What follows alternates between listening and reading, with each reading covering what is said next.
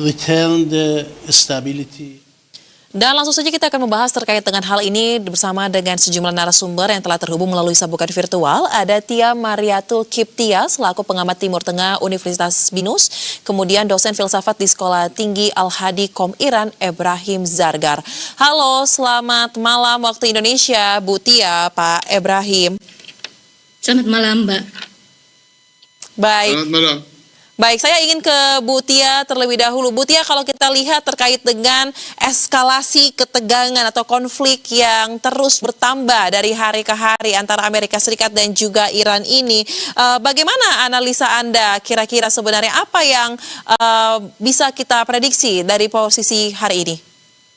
Ya, statement saya sama seperti pada beberapa waktu lalu di beberapa media, bahwa tidak akan terjadi perang antara Iran dengan Amerika Serikat seperti yang banyak diprediksi banyak scholars lain ya, bahwa ini akan terjadi perang besar, bahkan ada yang memprediksi atau menganalisis sampai perang dunia ketiga. Tapi saya tidak melihat itu, Mbak, karena kita melihat bahwa tensi antara Amerika Serikat dengan Iran memang meningkat, tapi ada beberapa faktor yang saya pikir ini tidak akan terjadi perang ya. Walaupun Amerika Serikat saat ini sudah mengirim kapal induk terbesar setelah Abraham Lincoln, sebelumnya dikirim, kemudian dikirim lagi, dan itu sudah isinya itu sudah lebih siap tempur lagi daripada Abraham Lincoln. Artinya memang saya melihat ini hanya menekan pihak Iran, jadi bukan untuk memerangi atau menyerang, tapi hanya menekan karena saya pikir ada deal yang tidak diterima Iran, keinginan dari Amerika Serikat ini, terutama Donald Trump ya. Memang pada administrasi Donald Trump ini berbeda dengan pada masa Obama, di mana pada masa Obama kan ada kesepakatan JCPOA. Jadi ketemu tuh antara Iran dengan Amerika Serikat. Baik. Tapi pada masa Donald Trump ini berbeda, jadi harus dia ingin ada sesuatu yang keras gitu ya, ada keinginan tentang nuklir di Iran ini, dan Iran tidak menerima itu, sehingga harus mengirimkan 2 kapal induk besar begitu ya ke perairan Iran. Tapi ini tidak mudah, Mbak. Jadi saya tetap pada analisis saya bahwa ini tidak akan terjadi perang antara Amerika Serikat dengan Iran. Apalagi sekarang ternyata ada sesuatu bargaining position secara politis oleh Iran, itu Selat Hormuz ditutup. Nah, ini hal baru lagi nih, Mbak. Demikian. Baik, jadi apa yang dilakukan Amerika Serikat Anda menilai hanya sebagai gertakan dan masih jauh ya dari akan terjadinya perang. Nah, kalau begitu kita akan lihat langsung, dengarkan dari Pak Ebrahim. Kalau saat ini Pak Ebrahim bisa disampaikan posisinya Anda di mana, dan untuk di Iran sendiri secara garis besar atau mungkin di Teheran sepanjang pengetahuan Anda, bagaimana situasinya? Apakah anggota militer ini berjaga atau bersiaga di setiap objek-objek vital dan juga aktivitas dari masyarakat ini ada pembatasan atau justru tetap seperti biasa berjalan? Saya sedang di Qom dekat Tehran, 1 jam dari Qom itu ke Tehran, tapi mayoritas keluarga saya tinggal di Tehran, ibu kota. Apa yang sekarang terjadi di antara Amerika dan Iran tidak bisa dipahami oleh ahli politik. Kenapa? Karena kalau ada 2 presiden yang orang biasa mau melakukan sesuatu untuk negaranya, bisa paham. Presiden ini minta manfaat tersebut untuk negaranya, presiden yang lain manfaat yang lain dia mengikuti. Tapi Trump sebagai seorang presiden yang luar biasa, sebagai seorang yang fasik, biadab dan gila, tidak bisa paham apa yang dia akan melakukan. Pikirlah, di antara negara-negara Barat, negara Kanada sudah mengikuti Amerika dalam semua perangnya. Ya. Ketika mau membunuh kaum muslimin di Irak, Kanada ikut. Di Afghanistan ikut. Sekarang Trump menamakan Kanada sebagai provinsi Amerika. Ini tidak masuk akal, ya. Dengan Denmark, Greenland. Oleh karena ini, selama sejarah Republik Islamik Iran dikatakan kalau kapal induk Amerika sudah jauh dari Iran, mungkin Amerika menyerang Iran. Selama perangnya sama Israel, semua pangkat militer Amerika sudah sepi. Semuanya sudah pergi ke negara-negara yang jauh. agar tidak dibunuh oleh militer Iran. Sekarang dua kapal induk yang besar akan dekat ke Iran. Dan Iran, pemimpin Iran dengan jelas mengatakan kami akan menyerang dan akan menghancurkan kapal induk itu. Tapi apakah Trump akan hanya menggunakan politik dan negosiasi atau akan menyerang? Saya tidak yakin. Baik.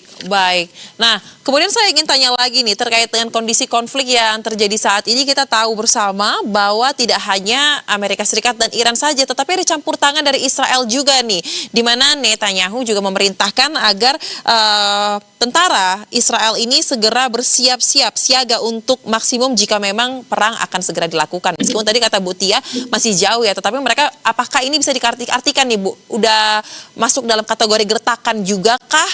Nah, kemudian yang kedua, lantas bagaimana Bu kira-kira terkait dengan hal ini negara-negara Islam yang di Timur Tengah nih harus menyikapinya? Ini kan kalau Israel saya melihatnya sebagai provokasi ya. Jadi saya melihatnya bukan ancaman begitu. Kita kan waktu itu melihat bagaimana ketika Iran menyerang Israel pun itu tidak lama eskalasi konflik itu langsung meredam karena ternyata Iran juga memiliki sejumlah rudal yang cukup signifikan bisa menembus Iron Dome-nya Israel begitu. Jadi memang keinginan Netanyahu itu Mbak, memang inginnya begitu Israel itu bahwa Amerika Serikat itu harus menyerang Iran. Tapi kan banyak pertimbangan atau foreign policy atau kebijakan luar negeri yang diambil Amerika Serikat, tidak hanya pertimbangan hanya Israel saja satu negara, tapi juga Amerika Serikat mempunyai aliansi yang cukup besar dengan Gulf countries misalnya, dengan negara-negara di kawasan Teluk yang itu menjadi mitra bisnis yang cukup strategis dengan Amerika Serikat. Maka Amerika Serikat saya pikir itu tidak akan mengabaikan meskipun Donald Trump-nya agak nyeleneh ya pemerintahan di masa Donald Trump ini. Tapi saya pikir Amerika Serikat tidak akan mengabaikan aliansi-aliansinya terutama dari kawasan Teluk yang Mbak tadi sebut negara-negara Islam. Saya pikir juga mereka akan konsisten untuk menutup segala misalnya airspace atau udara kemudian darat yang digunakan Amerika Serikat untuk menyerang Iran. Karena saat ini dengan Saudi juga bilateral Iran dan Saudi cukup baik, sudah dibuka hubungan diplomatik dengan Uni Emirat apalagi dengan Qatar apalagi. Jadi saya pikir negara-negara di kawasan Timur Tengah terutama dari Gulf countries yang menjadi aliansi Amerika Serikat tapi juga mempunyai hubungan baik dengan Iran ini tidak akan diam juga. Nah, jadi artinya kenapa saya bilang bahwa perang ini masih jauh begitu. Jadi banyak komponennya kenapa saya menyebutkan, analisis saya menyebutkan secara perspektif hubungan internasional bahwa perang ini masih jauh. Demikian Mbak. Baik. Nah, kemudian saya ingin juga tanya ke Pak Ibrahim terkait dengan posisi saat ini kan kita tahu Selat Hormuz ini ditutup ya Pak ya. Apakah penutupan selat yang sangat memiliki fungsi vital ini untuk wilayah-wilayah di sekitarnya ini memiliki dampak tersendiri bagi masyarakat dan juga ini menjadi bargaining power yang sangat penting tadi kalau kata Bu Tia. Tapi mohon ditahan dulu, kita akan lanjutkan dialog usai jeda yang satu ini. Tetaplah bersama kami di Berita Satu Utama.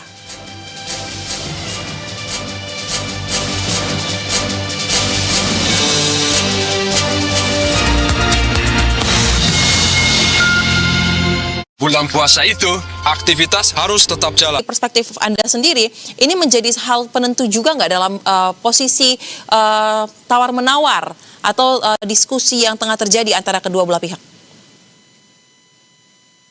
Untuk masyarakat Iran, selama hampir 16 tahun, kami punya negosiasi sama Barat. Ya. Dan kalau Anda hanya berbicara, itu tidak ada efeknya karena mereka negara-negara Barat tidak akan menghormati manusia kecuali Anda punya kekuatan yang luar biasa. Oleh karena ini, misalnya perang di antara Iran dan Israel dilanjutkan 12 hari. Setelah itu stop, ya. Selama 6 bulan, 8 bulan. Tidak ada walaupun satu rudal Israel, satu drone Israel yang masuk ke Iran. Perang selesai karena Iran kuat. Tapi di antara Lebanon dan Israel ada ceasefire. Di antara Lebanon, Israel dan Gaza ada. Senantiasa setiap hari 2 kali, 3 hari pesawat tempur Israel menghancurkan gedung di Lebanon, di Gaza, membunuh kaum muslimin. Kenapa? Karena mereka tidak kuat, tidak punya kekuatan yang cukup untuk mentahan dirinya. Oleh karena ini, ya Iran bisa menghancurkan ekonomi Timur Tengah untuk Amerika. Setiap tempat yang Amerika punya investasi Timur Tengah bisa dihancurkan Iran dan mereka tahu. Tidak ada sistem pertahanan udara yang bisa menghancurkan udara Iran. Tidak ada. Semuanya sudah aktif di Israel. Semuanya. Banyak kapal sudah ada lebih dari 200 pesawat tempur sudah berada di udara Israel mau menghancurkan udara Iran. Selama satu hari Iran hanya melakukan satu rudal, hanya satu rudal. Semua itu tidak bisa menghancurkan rudal ini sampai ke Israel menghancurkan banyak gitu. Oleh karena itu, dengan negara ini mungkin negosiasi bermanfaat. Dan masyarakat Iran walaupun ada punya banyak masalah kesulitan ekonomi akibat embargo Barat, sampai ini alhamdulillah masyarakat yang bersatu mendukung pemerintahnya dan tahu kalau pemerintah melanjutkan negosiasi itu yakin bermanfaat bagi negara. Dan kalau perang mulai di Iran kami yakin bahwa kejahatan musuh-musuh kami, bukan kebodohan pemerintah kami. Dan kami siap untuk perang walaupun dengan Amerika. Baik, dari apa yang Pak Ibrahim sampaikan, kita bisa melihat ya kurang lebih gambaran bagaimana sebenarnya kekuatan dari Iran, bahkan tadi tidak ada yang sampai dengan saat ini terbukti bisa menghancurkan sistem pertahanan udara ya khususnya karena memang sudah dipersiapkan, dibentuk sekuat itu. Nah, saya ingin masuk ke Bu Tia mengenai apa yang dipilih oleh Iran saat ini kita tahu memperkuat terkait dengan situs nuklir dan juga fasilitas militernya. Mereka memilih untuk melakukan itu di tengah negosiasi ataupun diplomasi nuklir yang berjalan di Jenewa. Pertanyaannya Bu, ini merupakan langkah yang tepat nggak sih ketika diplomasi ini tengah berlangsung di Jenewa? Saya melihat bahwa ini adalah merupakan feedback dari Iran ya, karena Amerika Serikat mengirimkan kapal induk Abraham Lincoln, kemudian menyusul lagi kapal induk berikutnya yang lebih besar. Jadi Iran mau tidak mau harus mempertontonkan juga atau harus show off juga merupakan bagian dari feedback atau respon terhadap apa yang dilakukan oleh Amerika Serikat. Jadi bagian dari respon ini adalah salah satunya menutup Selat Hormuz, kemudian melakukan latihan bersama di militer di perairan Iran ini untuk menunjukkan bahwa Iran siap kapanpun bila terjadi serangan dari Amerika Serikat. Tapi kembali Mbak, saya tetap optimis bahwa agreement akan tercapai. Jadi pertemuan mereka kali ini di Jenewa akan menghasilkan salah satu agreement yang disepakati kedua belah pihak. Jadi perang kita harapkan tidak terjadi begitu ya, walaupun kedua belah pihak sudah siap-siap begitu ya. Jadi ini saya melihatnya hanya respon saja. Responnya saya melihat ada dua Mbak, satu penutupan Selat Hormuz, yang kedua adalah dilakukannya latihan perang begitu ya. Jadi ini Iran juga menunjukkan bahwa ya we are fine, kita siap, kita apapun yang terjadi sudah siap begitu ya.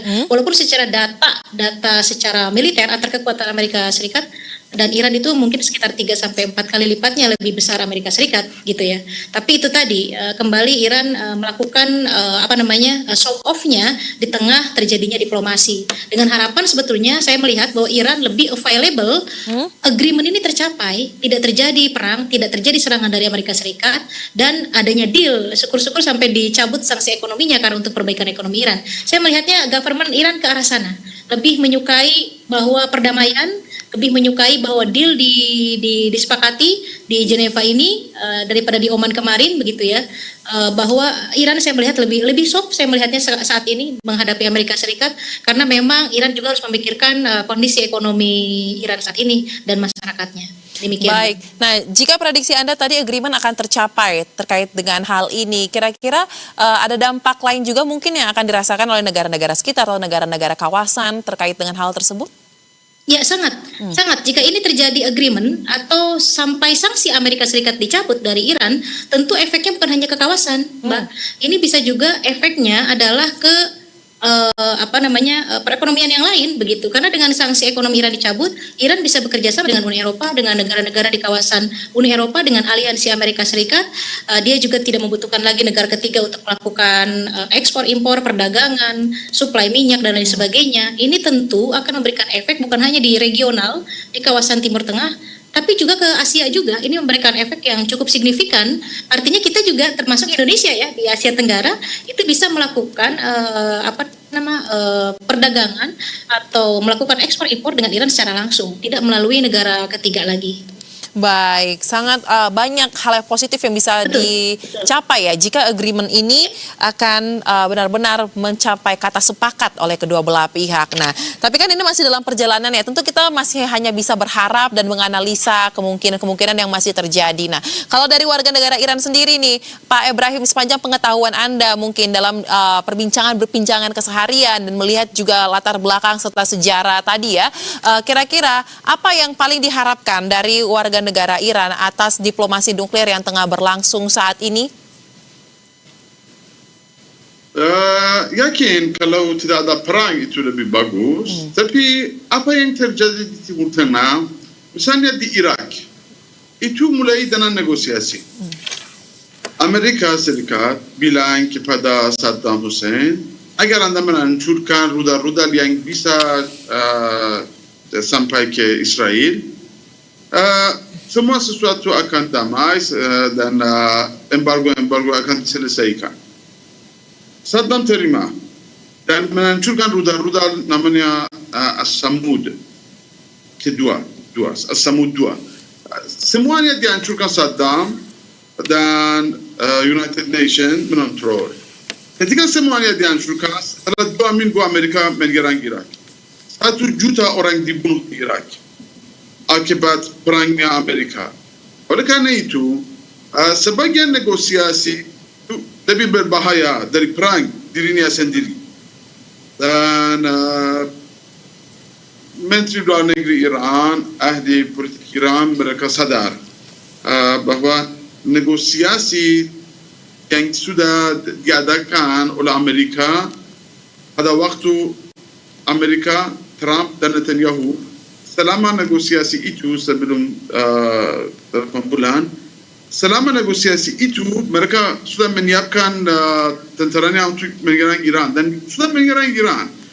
Beberapa jam sebelum perang, hampir mungkin 6 jam sebelum perangnya Israel dan Amerika ke Iran, Trump bilang bahwa semua kabinet saya, semua menteri saya, mereka fokus atas negosiasi sama Iran. Baik. Oleh karena ini, negosiasi mungkin diadakan, padahal mereka sudah siap-siap untuk perang. Dan oleh karena itu, Menteri Luar Negeri Iran mengatakan, saya melanjutkan negosiasi, diplomasi, dan militer, general-general Iran, mereka siap untuk siang.